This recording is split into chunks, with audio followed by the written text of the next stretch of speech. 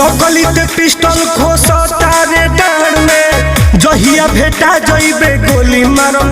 बुझली है रंगदार बोल छोड़ा दे। नकली पिस्टल खोसता रे डांड में जहिया भेटा जइबे गोली मारम कपार में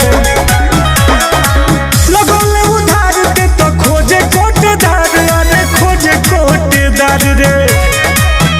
जानतानी तोर राशन पजिए परिवार तब हमारा सोझा बनो तारे रंगदार 5 किलो राशन पर तोर चले परिवार तब हमरा सोझा बनो